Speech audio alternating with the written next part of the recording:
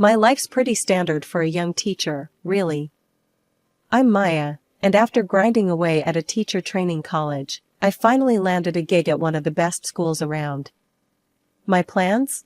Teach, maybe write a bit on the side, and start a family with the right guy, whenever he decided to show up.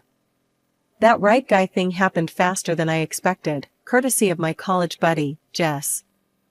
Maya, you have to meet Tom, Jess had insisted over coffee one windy Saturday afternoon. He's looking for something real, and you too. I dunno, I just have a feeling about this.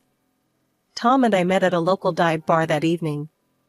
He was easy to spot, a head taller than most and with a laugh that filled up the room.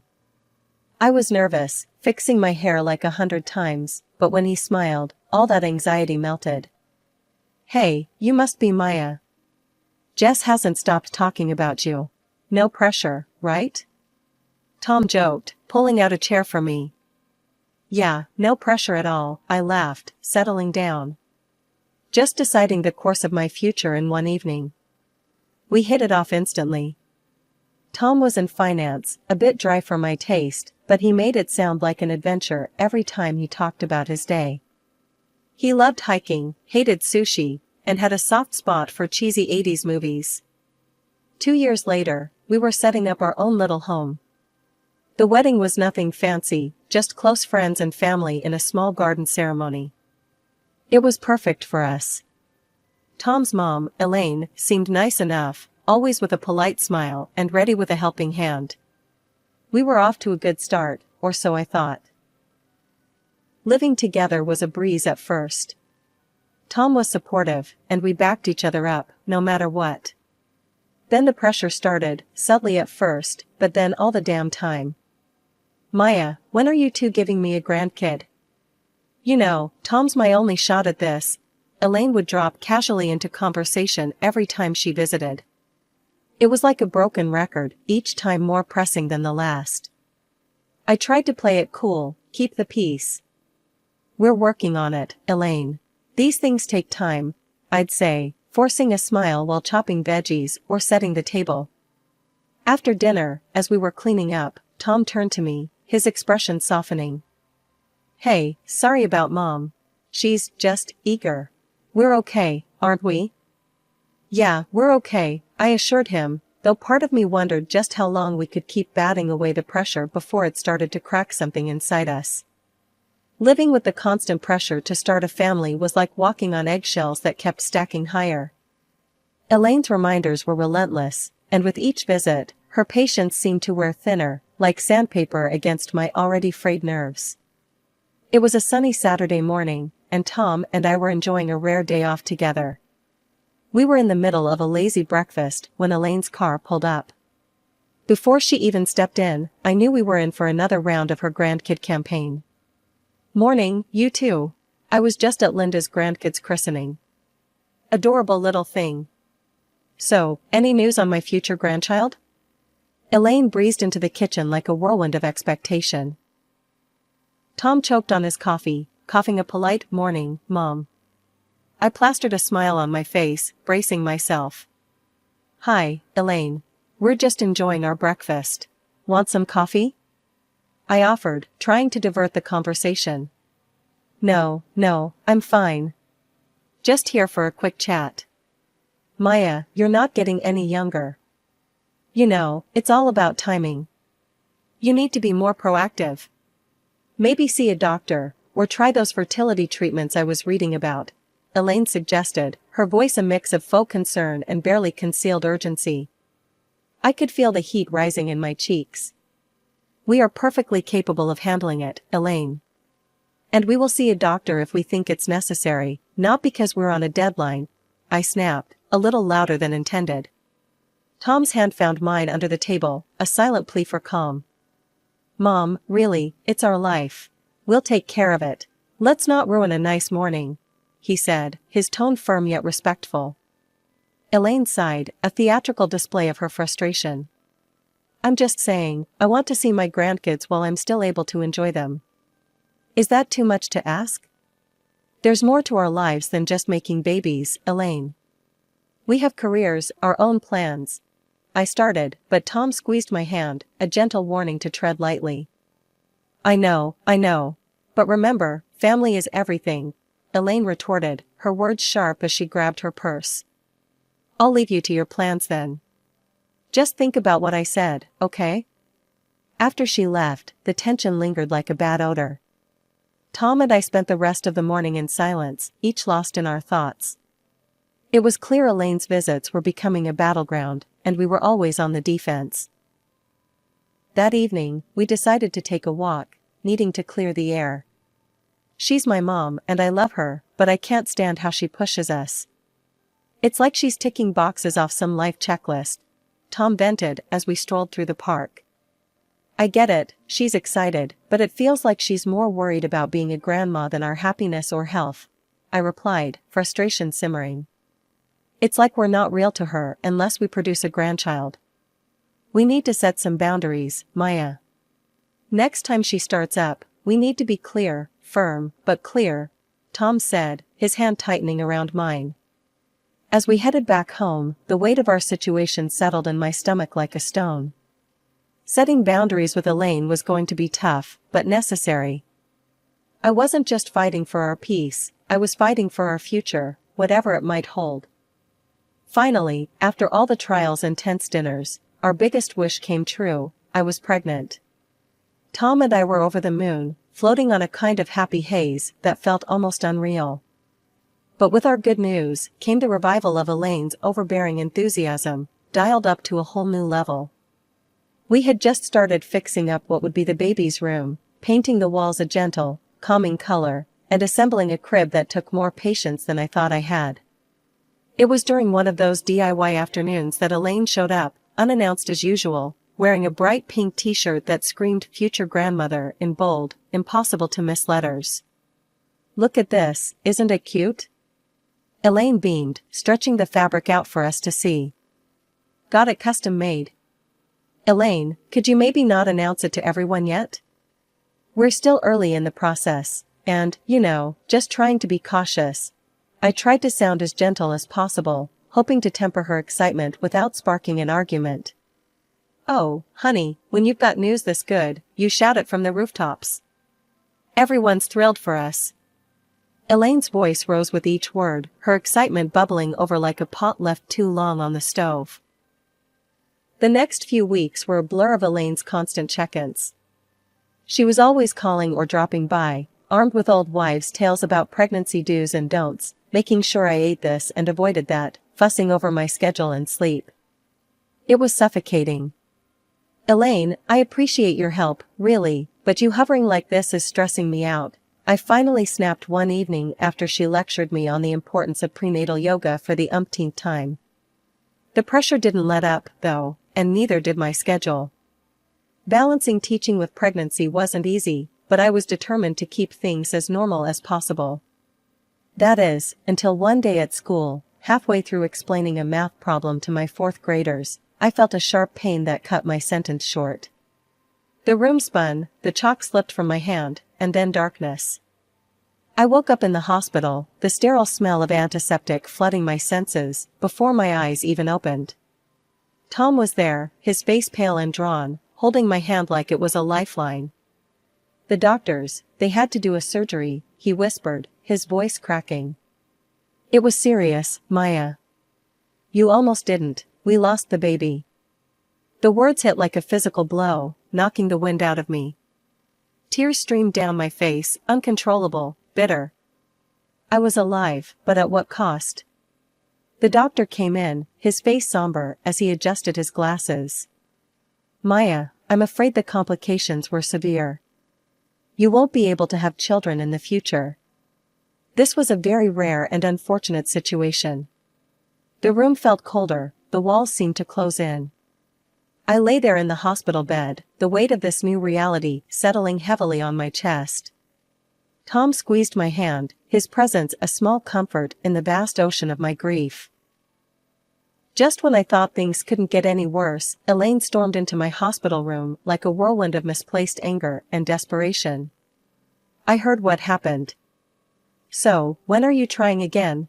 We need to start planning.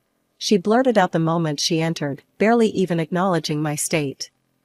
I was still hooked to a drip, the dull throbbing in my abdomen a constant reminder of what I'd lost. Elaine, I can't have children anymore. The surgery, my voice broke, the reality hitting me again like a cold wave. What do you mean you can't? That's nonsense. Elaine's face turned a shade of red I'd never seen before. She stormed out of the room, presumably to find a doctor who would contradict the irreversible truth. Tom held my hand, his eyes filled with silent apologies for his mother's harshness. It wasn't long before Elaine returned, her fury now fueled by the confirmation of my condition. They said what? This is absurd. You've taken away my chance to be a grandmother. She was yelling so loud that a nurse peeked inside, her eyes wide with concern. Mom, please. Tom interjected. This isn't helping. Maya needs rest. Rest? What she needs is to think about her family, about us. This is selfish. Elaine's words were like daggers, each one slicing through the little composure I had left. I'm not choosing this, Elaine. Why can't you understand? I almost died, I said, my voice a mixture of pain and frustration. Elaine's eyes narrowed. If you were more careful, this wouldn't have happened. You've always been too career-focused.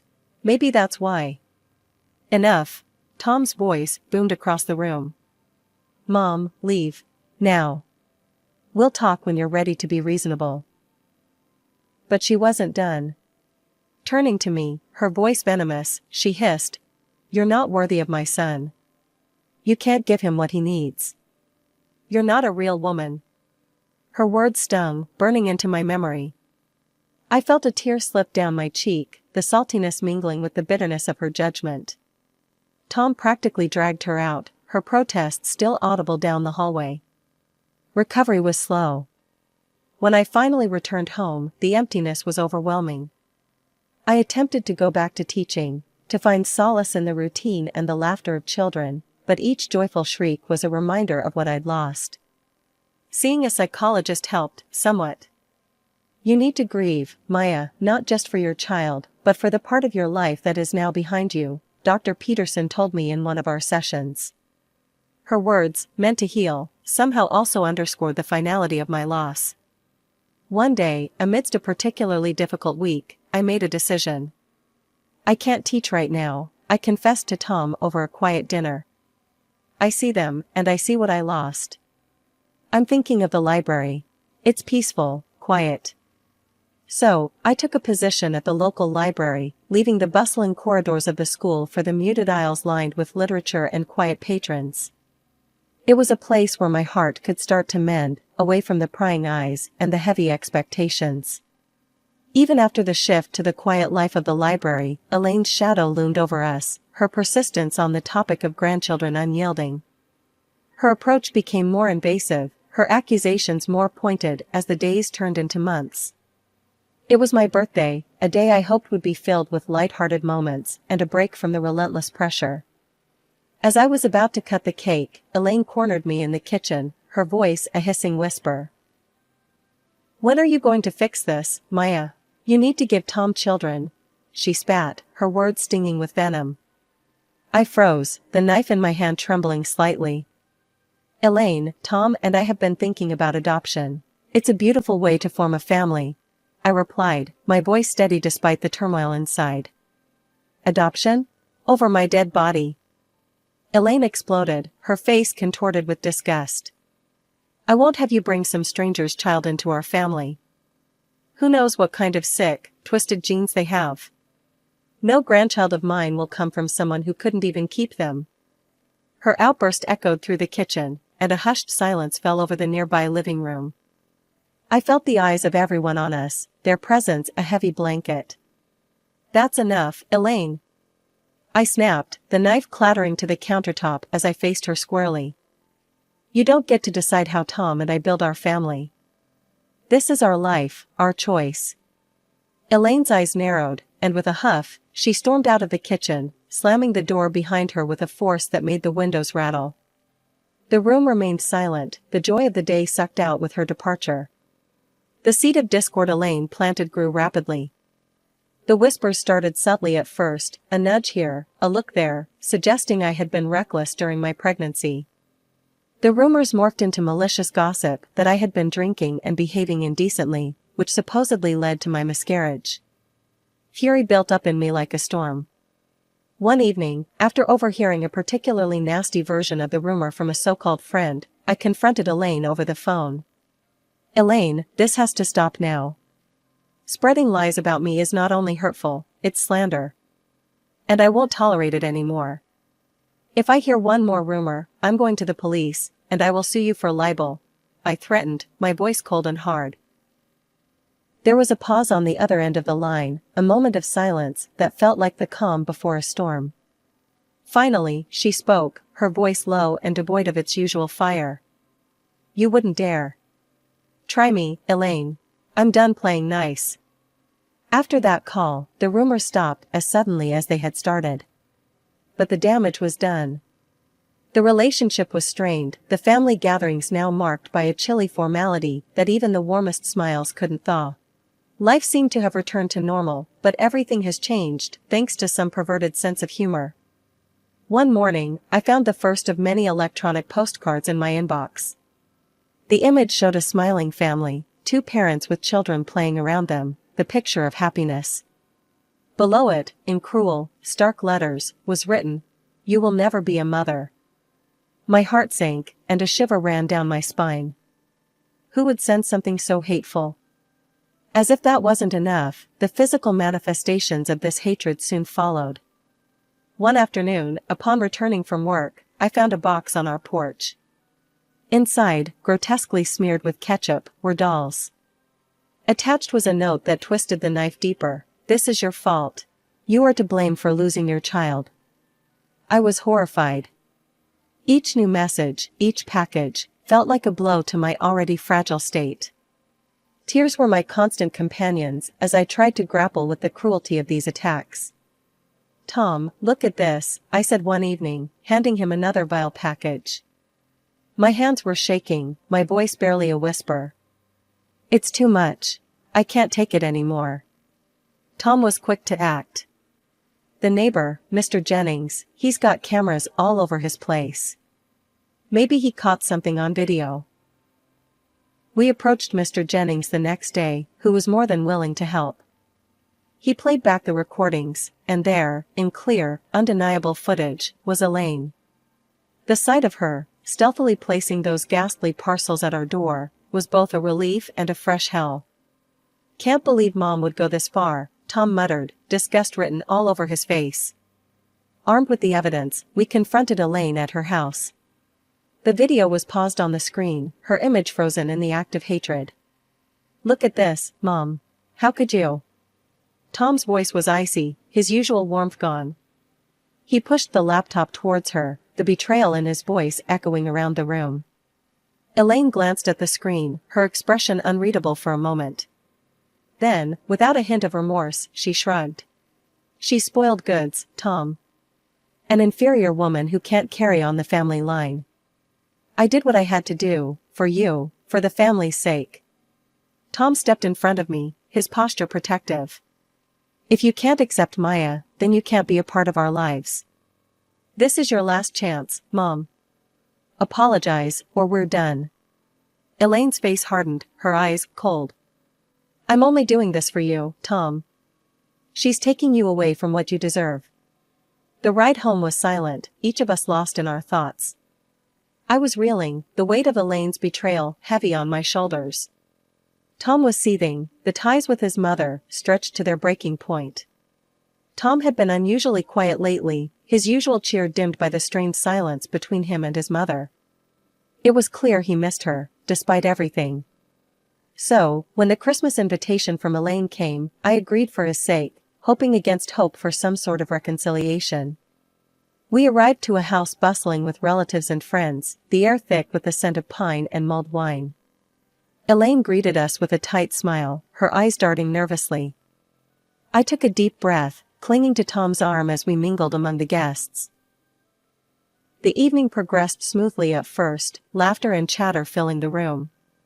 Then, midway through, Tom's ex-fiancée, Sarah, appeared. The room tensed as Elaine ushered her in. As you all know, Maya here can't have children. So, I think it's time Tom reconsidered his options. Sarah is more than willing to take her place and give me the grandchildren I deserve, Elaine announced, her voice ringing clear and cruel. The silence that followed was suffocating. I stood frozen, my heart pounding in my ears. Tom's voice, low and furious, broke the silence. Mom, what are you talking about? I didn't agree to any of this. I couldn't hold it in any longer. How could you? My eyes scanned the crowd, landing on each face as I continued. Elaine has been tormenting me. Sending me hateful messages, leaving disturbing packages at our door. I pulled out my phone, showing the video from Mr. Jennings' camera. The footage played, revealing Elaine's vile actions for all to see. Murmurs of shock and disgust rippled through the room.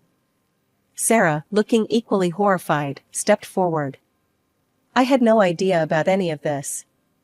Elaine just invited me here under the guise of catching up. I'm actually engaged to someone else, and I'm not looking to disrupt that. She turned to me, her expression apologetic. Maya, I'm so sorry. I had no part in this plan. I never wanted children, which is why Tom and I split. The room was now a cauldron of whispers and stunned faces. Elaine's friends and relatives slowly started to leave, their expressions ranging from embarrassed to outraged. It was clear where their sympathies lay. Elaine, now pale and flustered, tried to salvage her dignity. But I was just trying to ensure my son had a proper family. Tom's voice was cold, final. By destroying the family you already had?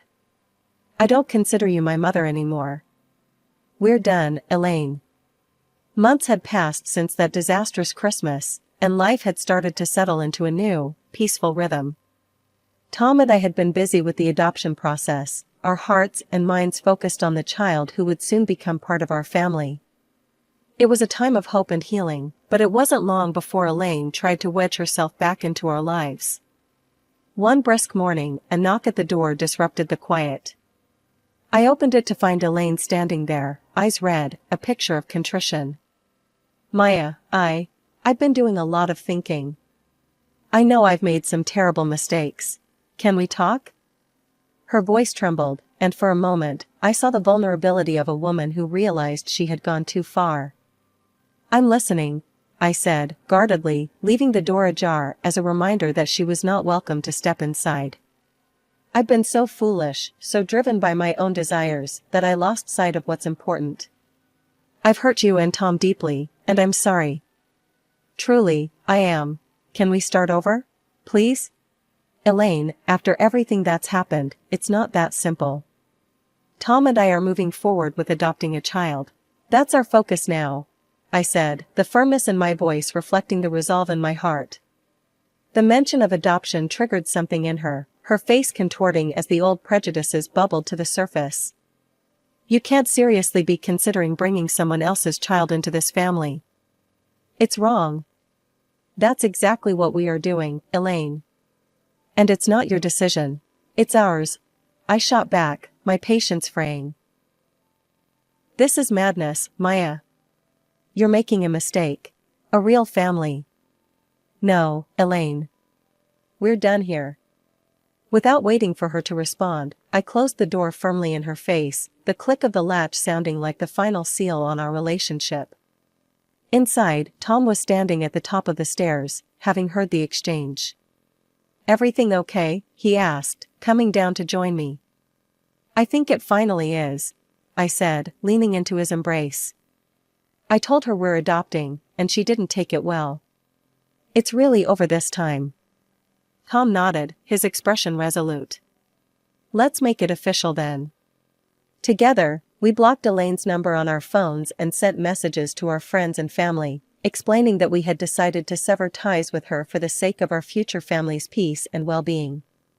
The adoption process moved forward, and each step brought with it a surge of excitement and anticipation. We filled out forms, attended interviews, and prepared a room filled with love and the promise of new beginnings. As the waiting drew to a close, I felt a pull towards my old life, the classroom. I returned to teaching, the joy of interacting with the children rekindling a light within me that had dimmed during those dark times. Standing in front of my class, I realized how much I had grown, how resilient I had become. The children's laughter echoed through the halls, a sweet sound that filled the empty spaces left by lost dreams. It reminded me that while some doors close, others open. And behind this new door was a future bright with the colors of hope and the laughter of a child who would call us mom and dad.